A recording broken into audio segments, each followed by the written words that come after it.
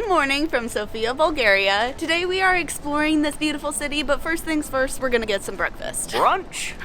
Brunch or breakfast? Those are different things. Oh. I mean, kind of both. We're getting coffee and we're getting breakfast food.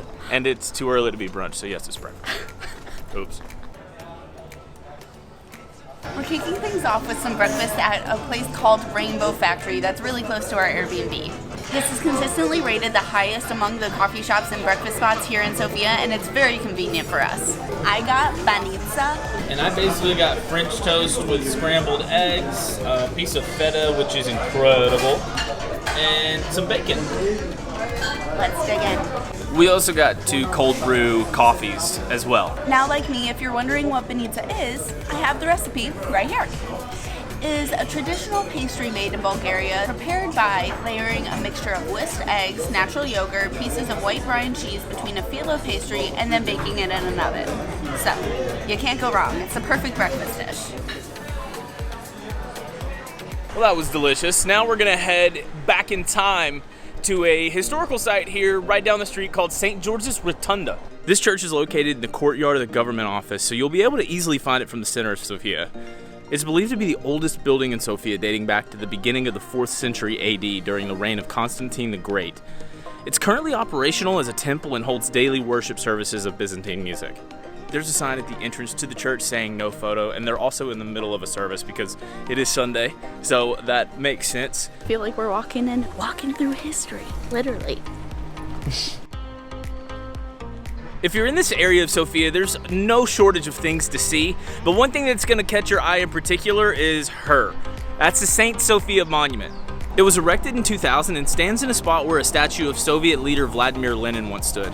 She stands 22 meters or a little over 72 feet from the ground to the crown. When we arrived at the Serdika station from the airport a couple days ago, she was the first thing that we saw when we got outside, and let me tell you, she was quite the presence. Both of us just kind of stopped and stared at her for a few minutes. It's just a really cool monument.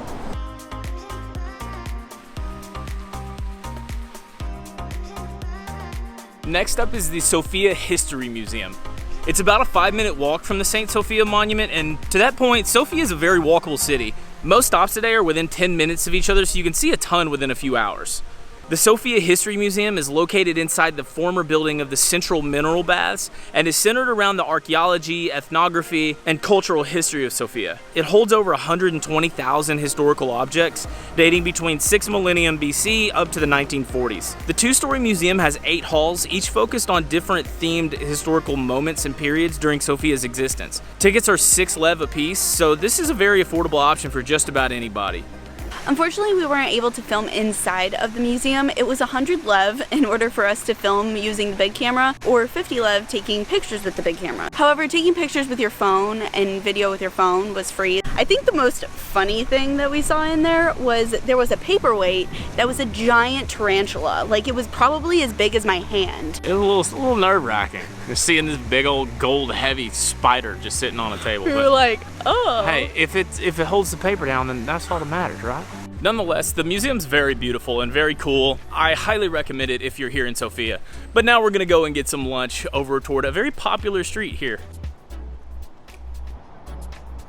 Maybe it's just me, but similar to KOTOR, it was one of the first places we went to where I could wear tank top and shorts and it was warm. This is the first place where it doesn't feel blistering hot outside every time we walk around. So I think both of us are just happy that fall is falling almost.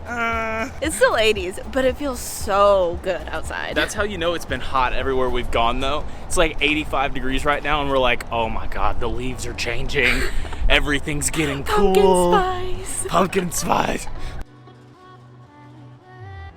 We're now walking down the most popular street in Sofia called VITOSHA Boulevard. This street is home to popular restaurants, shops, and provides an incredible view of VITOSHA Mountain, which is where it got its name from. In 2015, the street was closed off to traffic permanently, making it a completely pedestrian zone. As Hannah mentioned, this area has a ton of great restaurants, and while lunch isn't traditional Bulgarian, we've been craving barbecue for months. We're at a place called Ribs Brothers, and the pulled pork's been calling my name ever since I saw the pictures online. The traditional Bulgarian cuisine will come a little bit later in the vlog tonight, so stay tuned for that.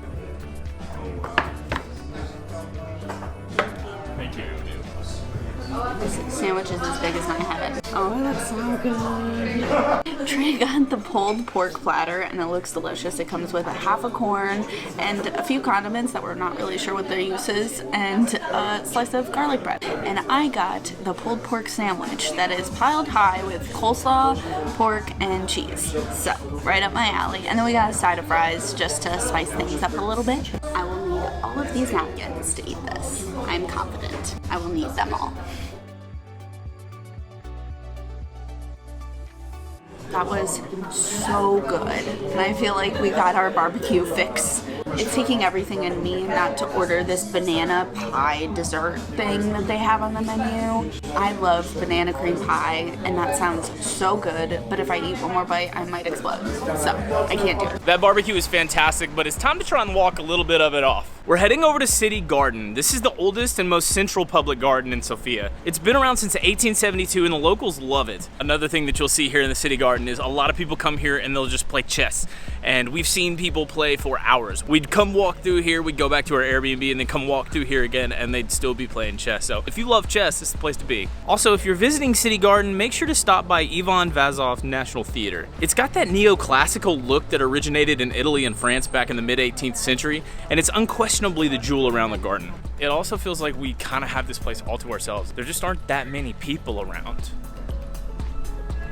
All right, guys, up next is probably the most popular building here in the city of Sofia. We're at the Alexander Nevsky Cathedral, and as you can see, it's pretty impressive. It's a Bulgarian Orthodox cathedral that serves as the seat of the country's patriarch. This cathedral was built during the early 20th century in memory of the 200,000 Russian, Ukrainian, Belarusian, and Bulgarian soldiers who died in the Russo-Turkish War from 1877 to 78, as a result of which Bulgaria was liberated from Ottoman rule.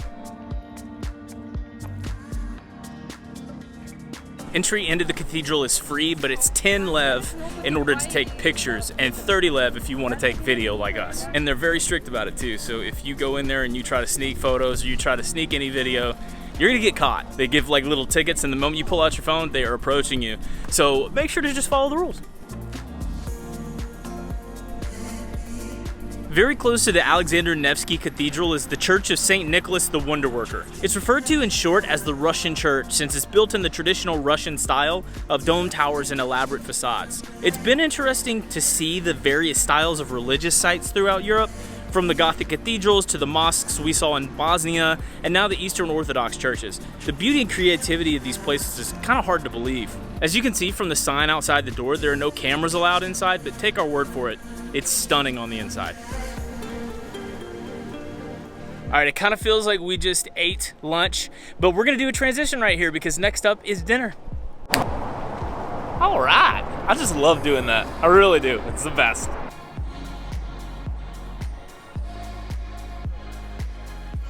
As we mentioned earlier, tonight's dinner is centered around traditional Bulgarian food. And according to the internet, which never lies, we put way too much faith in the internet. The best place for that in the area is a place called MOMA, or Mama. I'm not quite sure how you pronounce it.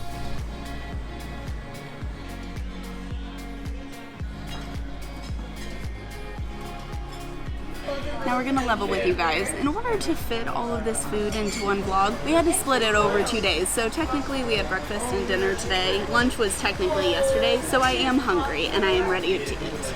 Also have absolutely no idea what is traditional Bulgarian food. If you know me, you know I'm kind of a picky eater, but I feel like I'm just gonna dive into something a little unique, a little bit different tonight.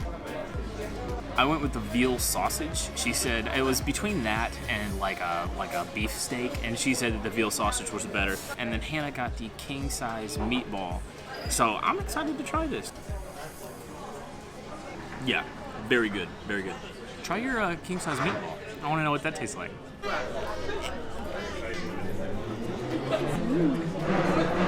Very, very, very good.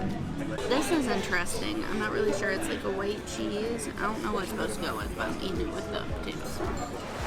Well, it started to rain pretty bad. On the inside. I guess it's better that it did that now than when we're walking to our next spots. It's no longer raining. It was just kind of like a flash rain, I suppose. And normally we wrap our vlogs after either dinner or gelato or something of that nature, but Sofia's got a really, really rapidly growing beer scene here. So we're headed over to a place called Vitamin B, which I assume the B stands for beer. We prefer drinking local beers when we can, so that's our goal for tonight.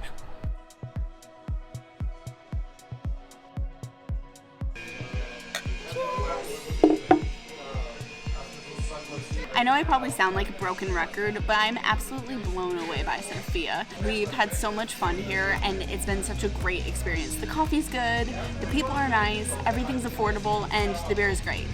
I think the only thing I'm sad about is that we're only spending 4 days here in Sofia, but that just means we've got to come back. But in the meantime, tomorrow we head to country number 19. It's Romania. We fly there tomorrow morning to the capital city of Bucharest, so stay tuned. Thank you so much for watching this vlog. We'll see you in a couple days. I love Sofia. Have I said that yet? Just in case you forgot, I absolutely love Sofia.